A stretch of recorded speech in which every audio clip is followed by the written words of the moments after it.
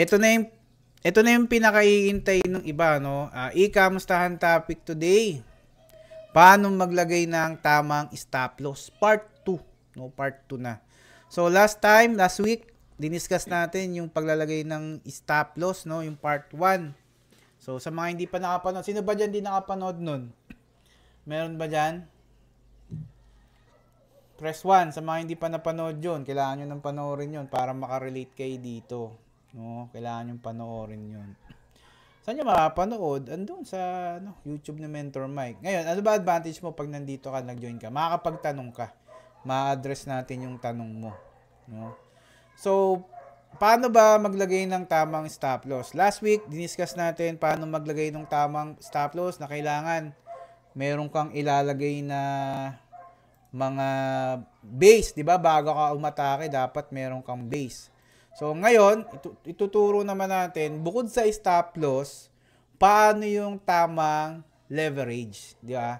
Kasi katulad ng sinabi ko kanina sa Global Miranda Minor Group, hindi natin pina-practice yung high leverage. Although hindi namin sinasabing mali yan, pero as a beginner, kapag nakakita kasi ang beginner ng high leverage, ang tendency ginagaya nila na akala nila maganda yun, ang ending, nasusunog yung mga baguhan.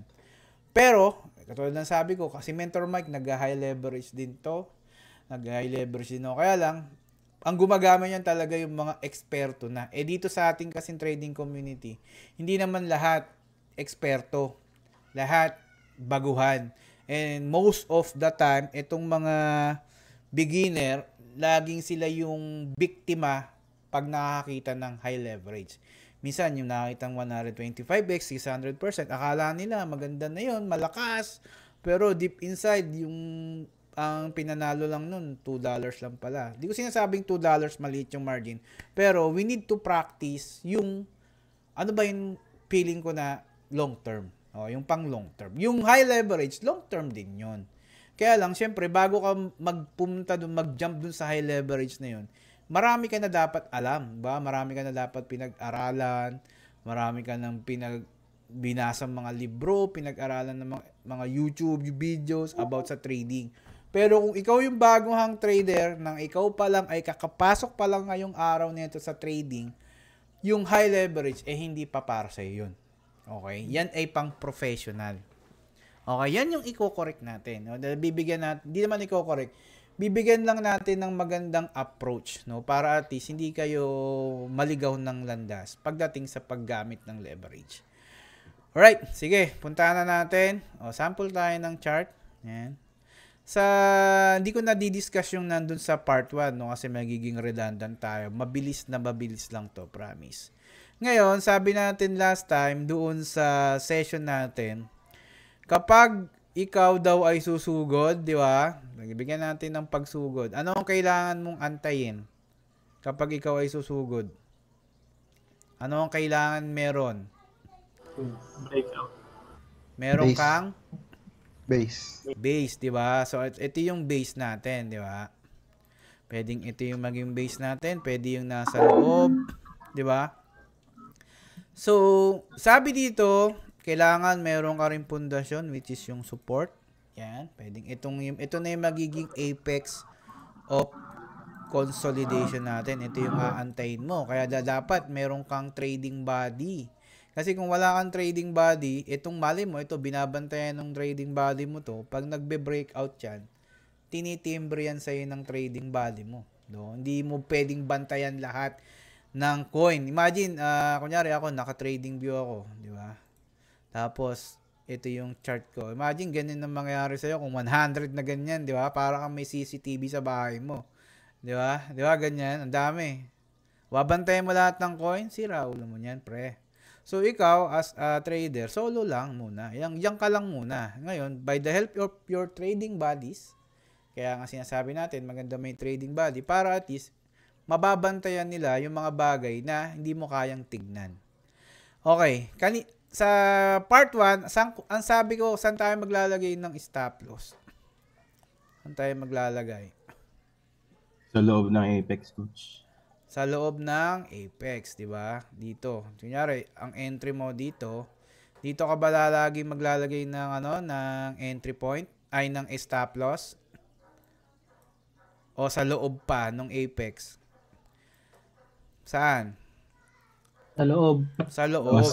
Ngayon, ano kaya ang reason? Ano ang dahilan kung bakit naglalagay ng stop loss sa labas? Ano kaya yung dahilan? Ang dahilan, Para mataas yung leverage, di ba? Ito yung lagi yung tatandaan kapag tayo, alam mo, sino ba yung maingay na Ate Guillermo pa siya muna. Pa-mute muna, narinig, nakaka-distract. Okay.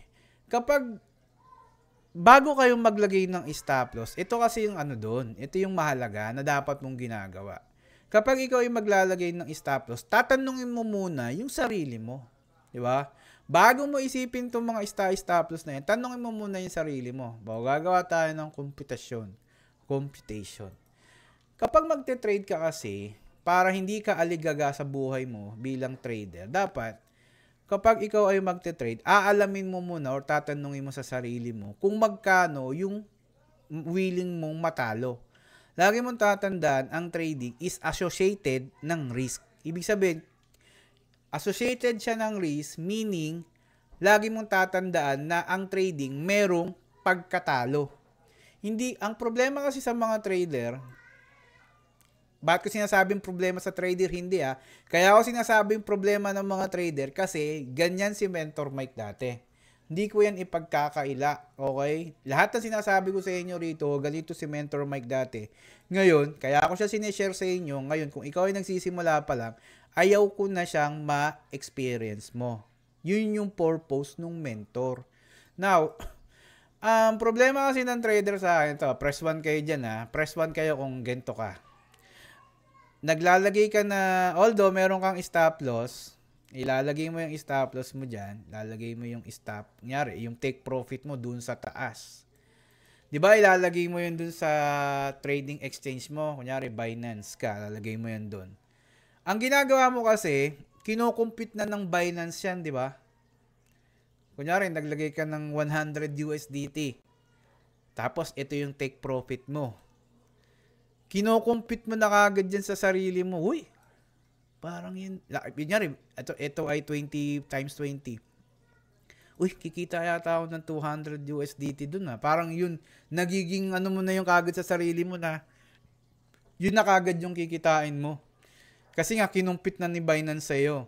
Which is, hindi naman talaga yun ang mangyayari. Ikaw lang nakakaisip pa nun. Minsan kasi, akala natin, ito, umabot naman yan dyan, di ba? Makikita mo, kung ikaw ay entry dito, itong entry point na to, tumama naman yung TA mo, di ba? Agree ba guys? Na-hit naman yung take profit, di ba? Na-hit. Tama? Na-hit hindi. Pag galing ka dito. Na-hit? Na-hit po. Ito kasi minsan yung hihinayangan ng mga trader. Sana, dapat hindi ko in-out kasi na-hit naman yung take profit. Di ba? Tama naman Yun kasi yung nakikita natin na na-hit naman yung take profit. Hindi natin nakikita ito. Nakita nyo ba to? Nakita nyo ba to? Sino nakakita na ito? Kung nag-entry ka dito, iisipin mo, pumasok yung take profit mo, na-hit yung sa taas. Hindi mo na ito nakita. Ano ba ibig sabihin nito? Ibang emotion kasi to guys. Kapag yung price galing sa entry point mo, dapat nag-TP ka na dito sa part na to. Diba? May TP area dyan, diba? Common resistance, TP ka na. Hindi ka nag-TP, pinaabot mo dun. Diba? Iba yung pakiramdam kapag yung trade mo, na andito ka, hindi ka nag-TP, bumabalik dyan sa entry point mo. Ano kaya ang pakiramdam mo pag ganun? Ano sa tingin nyo ang pakiramdam nun? Meron ba sa inyong ganon? Greedy? Iba ng pakiramdam yan. Kasi pag bumabalik na yan sa entry point mo, ibig sabihin, kinakabahan ka na. Baka mamaya, iniisip mo, kunyari, andito pa lang sa baba, ay, aakit pa yan. Siyempre, ikaw nag-iisip ka ng aakit siya Aakit pa yan. O, aakit. Pero the moment na bumababa siya, iba na yung naiisip mo. Kasi yung dapat pinrofit mo na, hindi mo pa tinipi, bumalik dun sa stop loss, sa entry point mo. Ang mangyayari, pag ikaw ay na-shake out, baka nag-out ka na dito. 'Di ba? Baka nag-out ka na. Pag out mo, biglang umakyat. 'Di ba? Kakabahan ka na. Parang bababad trip ka na. Kaya nga sabi natin, para sa akin hindi para sa akin uso yung TP when happy. 'Di ba? TP when happy, sabi. Mas maganda ang ang gawin nating TP when you need to TP. Ibig sabihin, if kailangan mo nang mag-TP dito sa part na to dahil may resistance dyan, TP ka na. Huwag mo nang paabutin na hanggang dito pa. Kasi pwede mo naman siyang pasukan ulit eh. Diba? Nakakahinayang kasi pag di ka nag-TP, mali-mali mo, bumaba siya. Wala kasi makakapagsabi kung hanggang saan naabutin yung market. Diba? Hindi naman natin alam na hanggang dyan siya abot. Wala rin namang tao na makakaalam na hanggang dyan lang yung price dito sa pinakatuktok na yan. Walang ganun. Walang trader na makakapagsabi na hanggang dyan lang sa tuktok yan. Okay, walang ganun. For sure, wala. Minsan, nakukuha nila yung tuktok pero may sobra-sobra. Hindi naman saktong mismo dun sa number na nilagay nila. So, ibig sabihin, market is unpredictable. Pwedeng umakyat, bumaba siya, may SL ka, tapos umakyat. That's why, ang nilalagay nating SL is yung talagang safe, yung nasa loob nung base or nasa loob ng apex. Yun ang dapat mong lagyan ng stop loss area. Okay? Malinaw ba guys? Ngayon, pag sinabing TP, when you need to TP, kailangan, kung meron ka naman nakitang previous na resistance dyan, TP ka na. Lagi niyong tatandaan to. Actually, pinauulit-ulit ko to. Walang trader na naging pulube na nag-TP ng maaga. Okay? Walang trader ang naghirap na nag-TP ng umaga. Kahit maliit lang yung kanyang kinita, basta tinipi niya yon, may profit yon, no? Ang ginagawa kasi natin, so sobrang minsan pumapasok yung pagka-greedy natin. Gusto natin yung pera natin times 2, times 3, di ba? Not all the time bibigyan tayo ng times 3 ng market. Minsan 30% lang talaga yung maximum niya eh. Minsan 20%, yun lang talaga eh. Wala talagang mapipiga eh.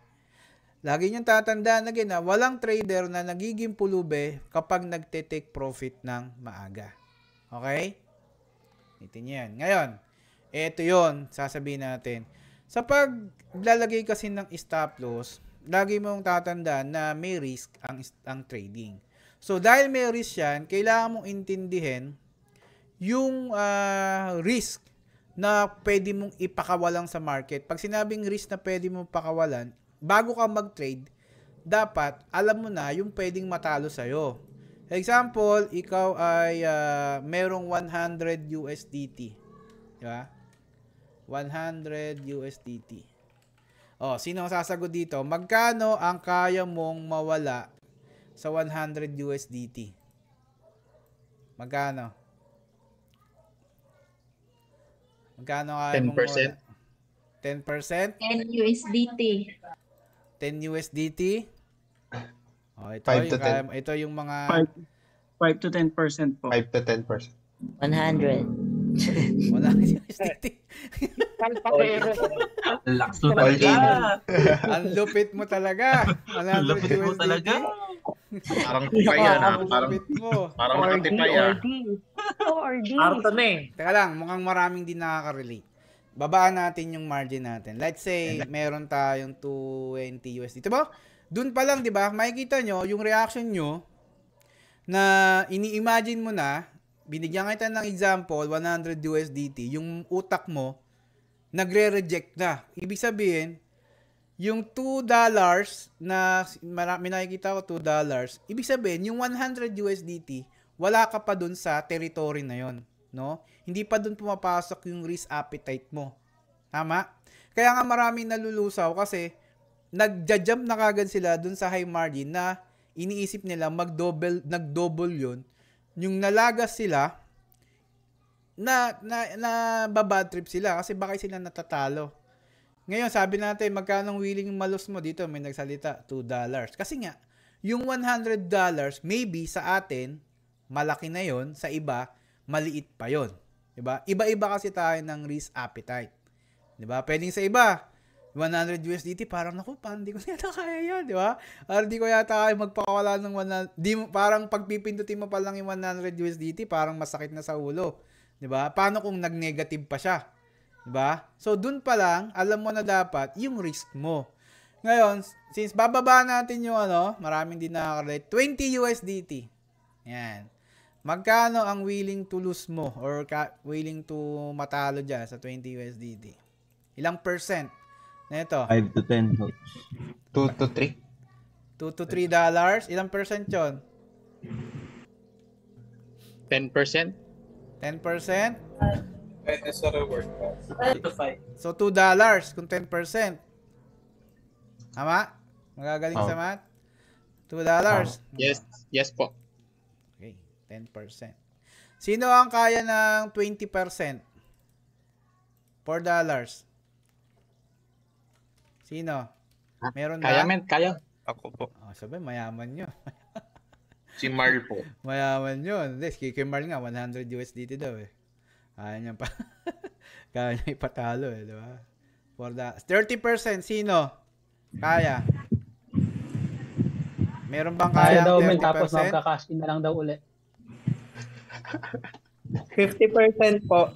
O, dito. 50%. Ngayon, bakit ko tinatanong sa inyo to? Kasi dito pa lang, i-assess mo na sarili mo. Kung ikaw ba maglalagay ng $20, kaya mo bang mawalan ng $6? If not, babaan mo yung percentage mo, gawin mong 20%, $4. Hanggang mag-agree yung utak mo. Sa trading kasi, meron tayong dalawang utak. Yung isang greedy, yung isang kalmado. So, kailangan mananalo yung kalmado mong utak. Pag sinabing mananalo yun, kapag tatanungin mo kagad yung sarili mo, yung utak mo eh. Oh, meron na akong $20. Dalawa yung utak nag-aaway sa'yo, di ba? Kaya mo ba itong $6? Oh, yung isa, ay, hindi ko pa kaya yan. Mabigat yan sa akin kasi daily yan yung sinusweldo ko sa isang araw. Hindi ko pa yan kaya. O, dun, pagka gano'n na sinabi ng utak mo, lipat ka na dun sa next na percentage. O, dito ka na sa 20. O, kaya mo na ba to? Pwedeng kaya na. O, may kaya. Di ba? Pag hindi mo pa rin kaya yan, lipat ka dun sa dito. Lipat ka dito sa $2. Ibig sabihin, bago ka pumasok sa trade, alam mo na agad kung magkano yung matatalo mo. Hindi yung pag pumasok ka sa trade, dun ka palang nag-iisip, magkano ipatatalo mo. Diba? Kaya tayo aligaga eh. Diba? Kaya ka aligaga. Kasi, hindi mo alam kung magkano yung matatalo mo. Kasi bakit? Hindi mo siya kinumpute. Pumasok ka sa gear, diba? Base to. Diba? Pag susugod kayo ng example, diba? Meron kang base. Example, meron kang base. O, ito, base to. Ito yung second na pagsugod mo. Ito. Example, ito yung second na pagsugod. Diba? Sabi ko, gawa kayo ng base. Hanapin nyo yung pagsugod na second. O, kunyari, ito yung base mo. Kapag ba susugod ka, hindi mo bibilangin kung ilan yung bala mo or ilan yung sandata mo dyan. Hindi ka ba magbibilang? Di ba? Magbibilang ka? Wala namang sumugod ka ng wala kang armas. Wala kang bala. Ganon din sa trading. No? Ganon din. So, i-assess mo siya. Ngayon, pag maliit kasi yung lagi yung tatandaan, mas maliit ang nire-risk mo, yung willing mong matalo, maliit lang din yung kikitain mo. Kasi hindi pwedeng mangyari dito na maliit yung gusto mong matalo tapos gusto mo kumita ng malaki. Di ba? Hindi ganon. Kaya maraming kung dito kasi parang high risk, high reward. Kasi nga trading. Pero kaya tayo nagte-technical analysis, pinapababa lang natin yung risk ng trading. But it doesn't mean na wala na siyang risk. Meron pa ring risk 'yon. Ngayon, ito kasi yung problema. Since maliit yung nagiging margin ng trader, ang ginagawa niya, hina-high leverage niya. Diba? Pag hina-high leverage mo kasi yan, yung iyong stop loss is magiging sobrang tight. No? Magiging sobrang tight. Ngayon, tanungin ko kayo, saan ang dapat, kunyari ako magtitipi dito, saan ang dapat kong SL? Loob ng mentor, ng bahay. Sa loob ng bahay, di ba? Dito sa likod na to. Di ba? Tama? Yes po. Bakit tayo magtitape dyan? Eh, syempre, previous high. Ngayon, ilan ng leverage na ginagamit mo? Kung ikaw ay normal na tao, no? Ba't may abnormal ba? Kapag ikaw ay high leverage, 3%, kunyari ikaw ay nag 100x dito, ilan ng stop loss ang nakalagay? Ilan nakalagay? Ilang percent to? 3.4. 3.4, di ba? So kung 3.4 yan, anong mangyayari sa sa talpak mo? Liquidated ka na. Entry. Negative 300. Negative 300 or liquidated ka na. Kasi hanggang 100% lang negative, di ba? Negative 100. Talo ka na agad, di ba? Anong gagawin mo para ikaw ay hindi matalo ng 100%? Dahil ikaw ay high leverage, gagawin mo, i-squeeze mo siya dyan. At ikaw ay magdadasal. Siyempre, lit na yan, wala ka ng depensa dyan, di ba? Ito yung ginagawa ng mga professional, yung kaya nilang alamin na dito sa range na to, dito lang talaga siya pupunta. Yun yung mga professional, yung mga nag-aral talaga, mga nag-take ng one-on-one mentoring. Diba? Alam to ng mga mentee natin. So, makakaya nila na alam nila hanggang dito lang talaga. Pero kung ikaw ay baguhan, normally, dapat, ang tamang paglalagay ng stop loss mo, nandito sa likod. Di ba? Yan dapat. Kaya lang, ang problema dun kasi, paano mo naman i-assess kung ang stop loss mo, willing kang malos ng $2, pero kung ikaw ay 100x leverage, 2.70, magkano ang talo mo dito? Magkano matatalo mo sa 2.70? 170. 170. Negative ka pa rin, di ba? Di ba? Negative at negative ka pa rin. So, anong mangyayari? Malilito ka na. Ano bang klaseng trade ang gagawin ko rito, Mentor Mike? Ano bang klaseng leverage ang gagamitin ko? So, ganito yung, di naman siya cheat, di rin siya hack. Pero kailangan nyo itong malaman. Ganito siya, guys, no? Since alam na natin kung magkano yung willing mong matalo, kailangan uunahin mo sa sarili mo, alamin kung magkano yung willing mong matalo. Kung magkano. Kasi kung di mo alam yan, kapag pumasok ka ng trade, aligaga ka. Aligaga ka dyan. Now, ito yung safe. Ito, saan ba natin ito dadalhin? Sa base, di ba? Pwedeng dito. Yan, hanggang dito. Or gusto mo, mas safe dito sa pangatlo. Di safe ka, di ba? Ngayon, kung 20x ka, ilang percent to? 3.36. Ilang percent yung mawawala sa'yo kung $20 yung margin mo? Laki pa din. 70. Almost 70. 70%, di ba? So, ilan yung mawawala sa'yo? Sa $20? Mga 14. 14 po, men. $14. Tanggap mo ba yun o hindi? Hindi. Hindi. Hindi. Ang lakas yun di ba? Nako-condition mo na yung sarili mo. Kapag hindi mo tanggap yun, anong gagawin mo? Pipilit mo ba yung 20x? Hindi, di ba? Ganito i-compute yun. So, una, aalamin mo sa sarili mo, saan ka bilong dito? Saan ka bilong? Willing to lose ka ba ng $2? Willing to lose ka ba ng $4? Or willing to lose ka ng $6? So, makikita mo dito, merong mga percentage, di ba? Ngayon, ang gagawin mo ganito. Kuha ka ng calculator. Where's my calculator? Ito. Kuha ka ng calculator. Calculator no? Kuha ka ng calculator. Ang gagawin mo, kukuhanin mo yung calculator, check mo dyan kung ano saan ka dyan belong. Kung ikaw ay belong ka sa 30%, willing to lose ka ng 30%, type mo dito, 30 divide kung ilan yung lumabas na percentage ng stop loss. Okay? Kung ilan yung lumabas. So, in this particular case, ang lumabas, 3.36. So, yun yung ilagay mo. 30 divide 3.36. Kung ano yung maging total niyan or yung equals dito, yun yung gagamitin mong leverage. Okay? Oh, grabe yung mukha ni Isidro. Gumanto. Diba? Bakit yun, Mentor Mike? Tingnan mo Anong gagamitin natin? Pwede mong i-round off Anong gagamitin mong leverage? 8. Tama? 8. So, ibig sabihin, 8 yung gagamitin mo dito.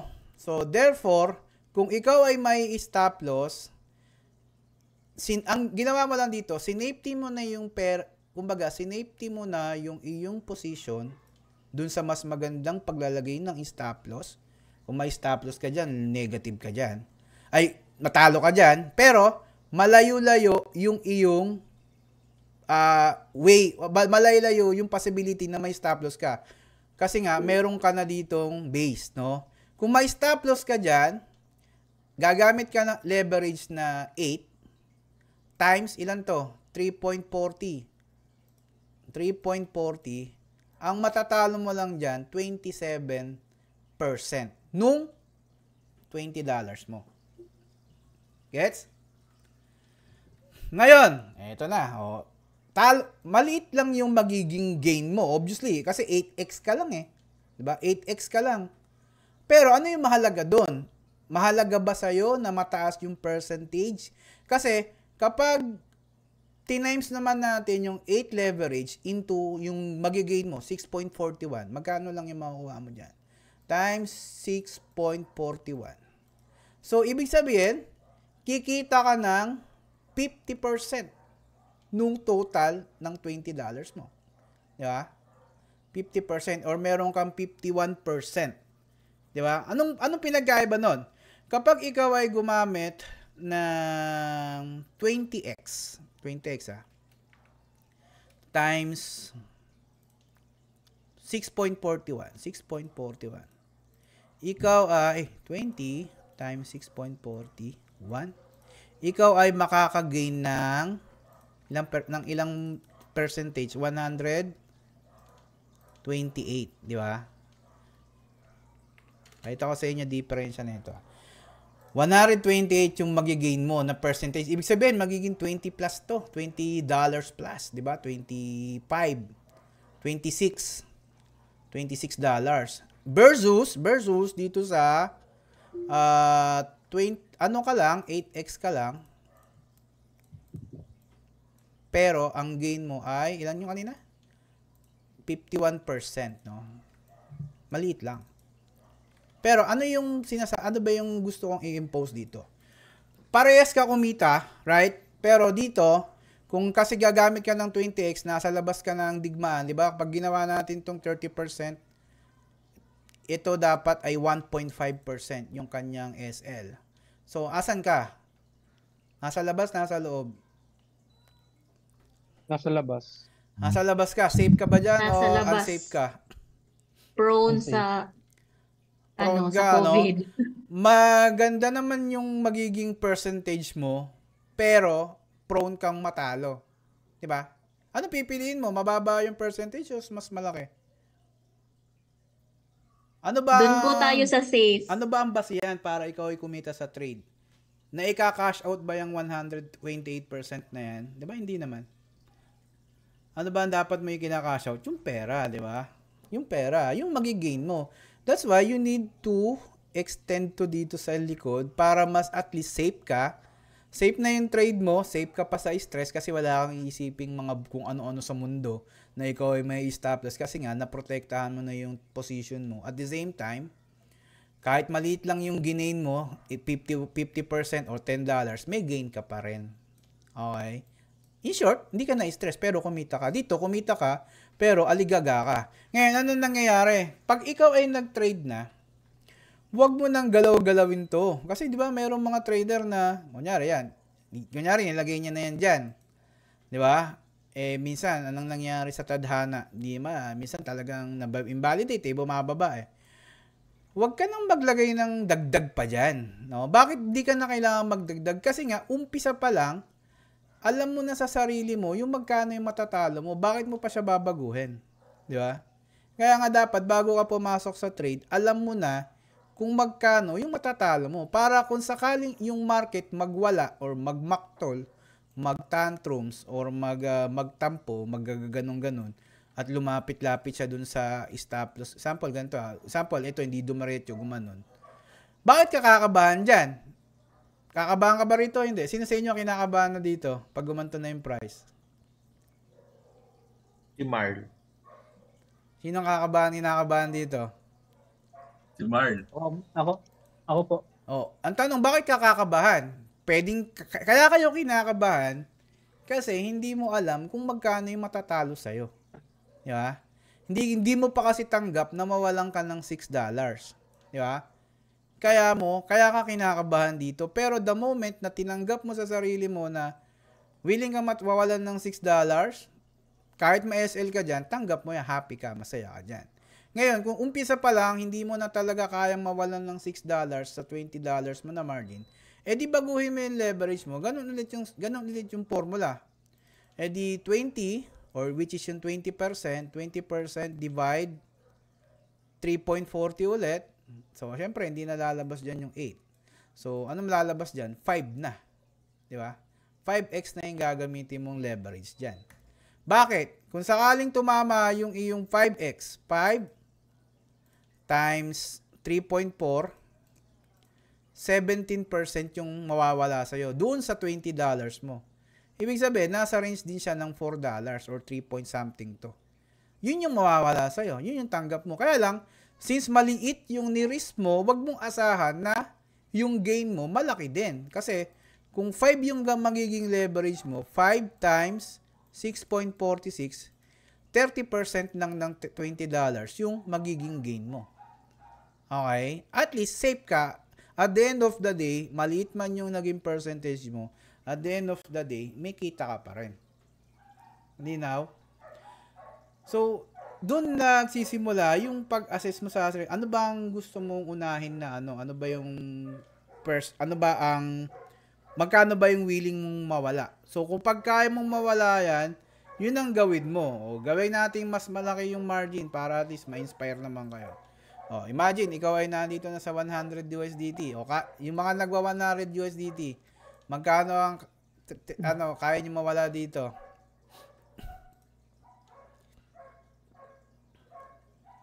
30%, di ba? 10 USDT yung mental. 30. $30? 10%.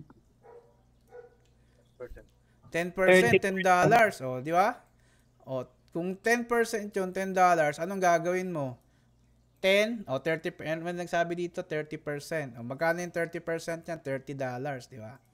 O, sa mga tao dito, kaya nyo bang mawalan ng $30 sa 100 USDT? Kung masakit yan, babaan mo. Di ba? Ganun lang yun. Di ba? Paano mo, yan? So, 30 divide 3.4. Ganun lang ulit. Di ba? Kapag kaya mo nang mawalan ng $30, ganun ulit yung formula. Gamit ka ng $8. Para pag na-invalidate ka, $30 lang yung mawawala sa'yo.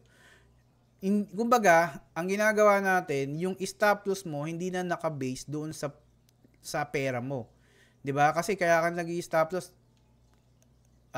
ang willing mong mawala sa $100, 30%. Tapos, ang kinagisnan mong leverage, 20x. Siyempre, ito, gagawin mo, para ito ay maging 30%, ang gagawin mo lang tong 1.5% kasi 20x leverage mo.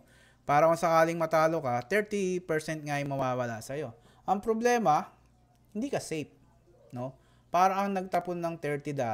Di ba? Nagtapon ka ng $30. Ngayon, ang goal natin, nagte-trade tayo para kumita at para maging safe yung position mo. So, para maging safe yung position mo, maglagay ka dun sa pinakailalim. Then, computein mo yung tamang leverage. Huwag kang mag-imbento ng leverage dyan. Kaya nga yan may calculator eh. Pag pumunta kayo sa mga trading may calculator dyan. Yun yung purpose nun. Hindi ka nun bibigyan ng calculator para mag-compute ng pautang mo. Hindi. Kasi sa trading yan, yun yung goal niya, mag-compute kung magkano leverage ang gagamitin mo. So, meaning, naka-base yung leverage natin kung ano yung ipapakita ng chart. Malinaw? Malinaw? O, paano kung ang willing kong tulos 25%, paano ang formula nun? Sige nga, tingnan natin. Dito. Paano ang formula? Type nyo nga. Open mic kayo. Paano?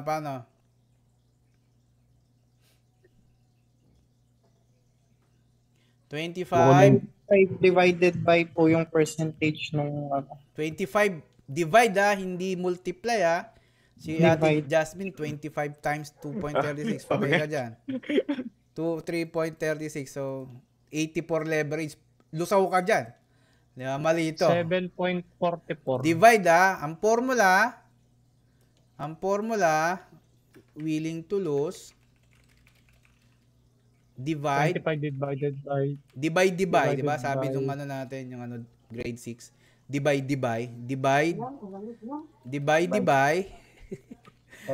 Divide SL is percentage.